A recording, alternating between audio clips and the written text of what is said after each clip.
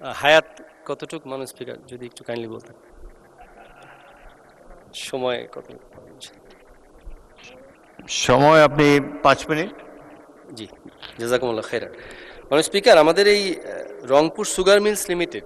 যেটা আমার 32 গাইবান্ধা 4 নির্বাচনী এলাকায় মহিমাগঞ্জ ইউনিয়নে অবস্থিত অনেক ভাঙাগড়া মাননীয় স্পিকার এখানে আপনার 2006 সালে বন্ধকিত চিনিকল তৎকালীন প্রধানমন্ত্রী বাংলাদেশের অবিসংবাদিত নেত্রী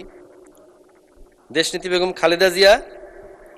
তার বিচক্ষণতা এবং তার দৃঢ় সিদ্ধান্তের বলে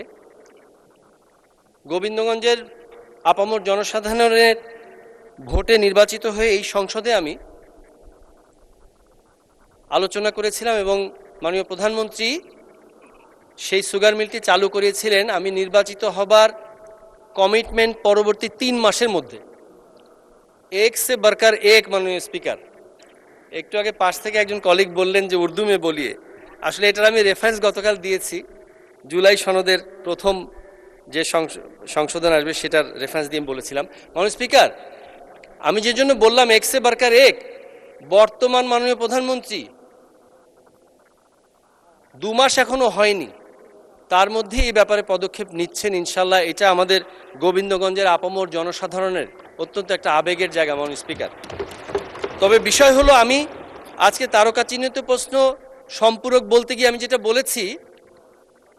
যে আমরা বারবার চালু করব আর বিভিন্ন কারণে অজানা কারণে আবার কোনো এক ফ্যাসিস্ট এসে বন্ধ করবে এইটা তো হতে যাওয়া যায় না মাননীয় স্পিকার এই জন্যই আমাদেরকে এর মধ্যে সম্পৃক্ত করা হোক মাননীয় স্পিকার দেখুন এই মিলটি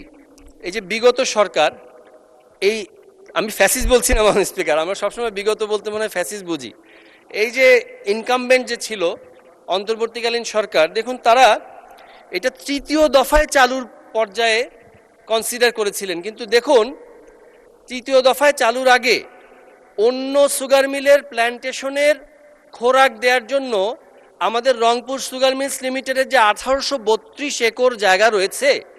এর মধ্যে 2 দফায় 24-25 অর্থ বছরে 675 একর প্ল্যান্টেশন করে শ্যামপুর সুগার মিলসকে আমরা খোরাকি দিয়েছি এবং 25-26 অর্থ বছরে 740 হলো আমাদের টার্গেটেড আছে এবং অ্যাকর্ডিংলি প্ল্যান্টেশন হয়েছে এবং এটার যাবে খোরাকি যাবে এবং এখান থেকে 3টা সেন্ট্রিফিউগাল মেশিনের মধ্যে একটা সেন্ট্রিফিউগাল মেশিন ধার করে আপনার নিয়ে যাওয়া হয়ে গেছে তো যেখানে আপনার অলরেডি ইকুইপমেন্টস ছিল সামান্য কিছু মেরামত করে করা সম্ভব হতো এবং যার নির্দিষ্ট যা জমি আছে এখান থেকে আমরা প্ল্যান্টেশন করে অন্য সুগার মিলকে ফিড করছি সেখানে আমরা কিভাবে 3য় ধাপের সুগার মিল চালু হওয়ার কনসিডারেশনে থাকলাম এটাই আমার একটা প্রশ্ন যদিও পাশাপাশি আরও কিছু প্রশ্ন করতে হয় যে আমরা অবশ্য ফ্যাসিস্টের অনেক প্রশ্নই আমরা করি মাননীয় স্পিকার কিন্তু আসলে 3 মাসের জায়গায় মোটামুটি প্রায় 1.5 বছর থাকা অবস্থায় আমাদের এই কর্মসংস্থান এমপ্লয়মেন্ট থেকে শুরু করে আরও অন্যান্য যে সমস্ত জায়গা ছিল সেই সমস্ত জায়গায় তারা কি অবদান রেখেছেন সেগুলো অবশ্যই এগুলো অন্য বিধিতে আলোচনা করবো ইনশাল্লাহ মাননীয় স্পিকার তো আমি যেটা বলতে চাচ্ছি মাননীয় স্পিকার আমাদের এখানে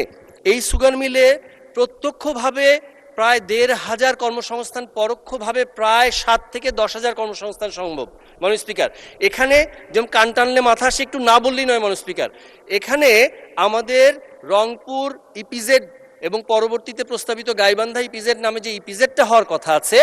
এই 1832 একরের মধ্য থেকেই কিন্তু 450 একর নিয়ে হওয়ার কথা মজার ব্যাপার হলো যে 1832 একর কিন্তু প্ল্যান্টেশন কখনোই পুরোপুরি হয়নি আমরা যদি 50% প্ল্যান্টেশন করতে পারি আমাদের যে প্রস্তাবনা আছে যে ব্রেক ইভেনে যাওয়ার জন্য 900 থেকে 1000 প্ল্যান্টেশন হবে এবং বেসরকারিভাবে মানে এর বাহিরে অন্যান্য চাষিদের মধ্যেও প্রায় 2000 একর 2000 একর প্ল্যান্টেশন হবে যার মাধ্যমে আমরা এটাকে ব্রেক ইভেন কেন এটা লাভজনক করতে পারবো সৃষ্টি থেকে এ পর্যন্ত টানা 6 মাস চলেছে এরকম রেকর্ডও আছে লাভজনক হবে ইনশাল্লাহ আমাদেরকে যদি এই প্রক্রিয়ার মধ্যে দায়িত্বশীল যারা আমরা কমিটমেন্ট দিয়ে চালু করছি তাদেরকে যদি অন্তর্ভুক্ত করা হয় লস করার কোনো সুযোগ নেই মাননীয় স্পিকার সব দিক বিবেচনায় এই রংপুর সুগার মিলস লিমিটেড শুধু চালু নয় অবিলম্বে চালু করার জন্য মাননীয় স্পিকার আপনার মাধ্যমে আমি মহান সংসদে মাননীয় সংশ্লিষ্ট দপ্তরগুলোকে আমি অনুরোধ জানাচ্ছি মাননীয় স্পিকার এই আবেগ আবার এই সুগার মিলের চাকা ঘুরবে, কৃষকের চোখে আনন্দ আসবে, আমাদের গোবিন্দগঞ্জ তথা গাইবান্ধা তথা